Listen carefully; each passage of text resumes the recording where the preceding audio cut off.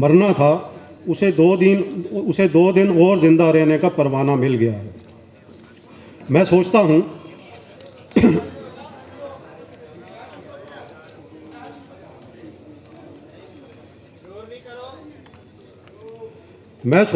اگر اردو شاعری کے 4 روشن ستارے حبیب جالب، احمد فراز، منیر نیازی اور فیض احمد فیض آج کے ڈیجیٹل پاکستان میں زندہ ہوتے تو چائے خانوں یا مشاعروں کے بجائے FIA کے سائبر کرائم ونگ کے باہر ضمانت قبل از گرفتاری کی درخواستیں لیے کھڑے ہوتے، اور ان کا کلام زیادہ تر عدالتوں کے باہر میڈیا ٹاکس میں سننے کو ملتا۔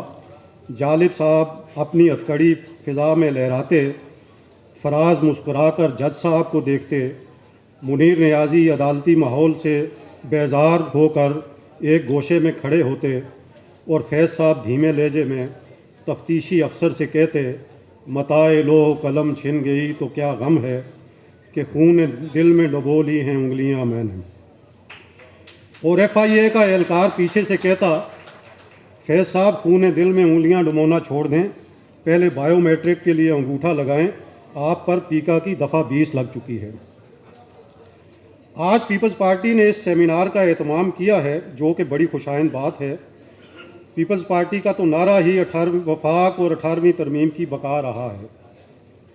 بلاول ہاؤس سے پریس کانفرنس ہو یا سندھ اسمبلی کا اجلاس، ہمیں روز بتایا جاتا ہے کہ ہم نے 18ویں ترمیم کے ذریعے صوبے کو خود مختار بنا دیا۔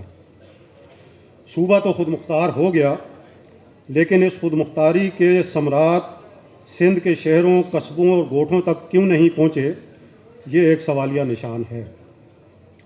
آرٹس کونسل کے اس ایئر کنڈیشن ہال سے باہر نکل کر دیکھیے، نہ بجلی ہے، نہ گیس ہے، نہ پانی ہے، نہ سڑکیں ہیں۔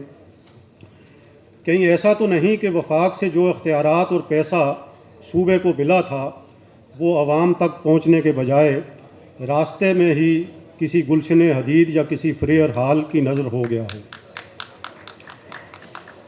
سچ تو یہ ہے کہ آج کے اس 18ویں ترمیم والے کراچی سے تو 1 یونٹ کے زمانے کا کراچی لاکھ درجے بہتر تھا۔ کم از کم اس دور میں کراچی روشنیوں کا شہر تو کہلاتا تھا۔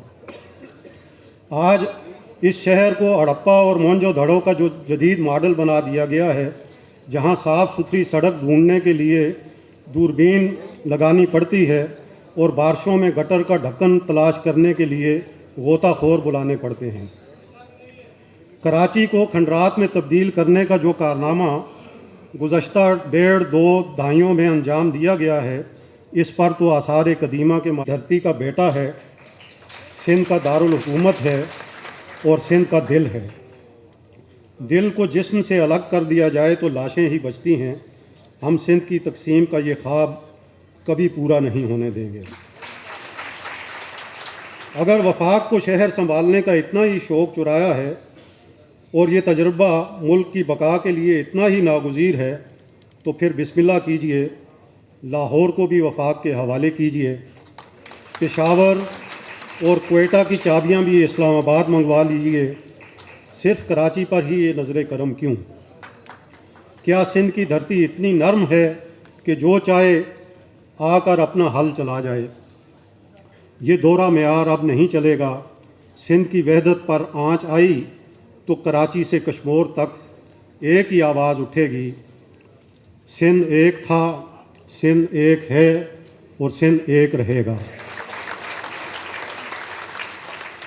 بصورت دیگر سندھ کے عوام یہ مطالبہ کرنے میں حق بجانب ہوں گے کہ سندھو دریا جہاں سے نکلتا ہے اور جہاں ڈوبتا ہے، اس پورے خطے کو انڈس ویلی کے طور پر صوبہ سندھ تسلیم کیا جائے۔ میرے عزیز دوستو، پاکستان ایک گلدستے کی طرح ہے جہاں ہر صوبہ ایک الگ رنگ کا پھول ہے۔ اگر آپ تمام پھولوں کو نچوڑ کر ایک ہی عرق نکالنے کی کوشش کریں گے تو وہ عرق گلاب نہیں بلکہ کوئی کڑوی دوا ہی بنے گی۔ لیکن اس گلدستے کو بچانے کے لیے یہ بھی ضروری ہے کہ باغبان کے ہاتھ بھی صاف ہوں، ورنہ پھول تو کیا پورا چمن ہی اجڑ جائے گا، اور وہ لوگ جو اس چمن کی رنگا رنگی کو یک رنگی میں بدلنا چاہتے ہیں، ان کے لیے استاد ذوق کا ایک شعر ہے: گل ہائے رنگ رنگ سے ہے زینت چمن، اے ذوق اس جہاں کو ہے زیب اختلاف سے۔